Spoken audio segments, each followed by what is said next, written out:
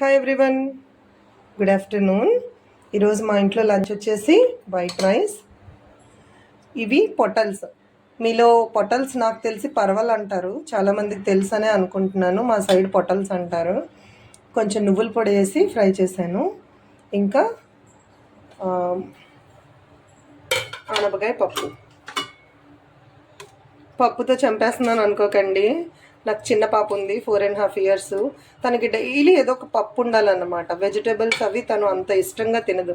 So నేనేం చేస్తానంటే ఏదో ఒక వెజిటేబుల్, ఆనపకాయ కానీ, బీరకాయ కానీ, లేకపోతే లీఫీ వెజిటేబుల్స్ అయినా పప్పులో వేసి వండేస్తాను అనమాట. సో తను పప్పు కొంచెం తగిలితే కొద్దిగా నెయ్యి వేసి పెడితే ఇష్టంగా తినేస్తుంది.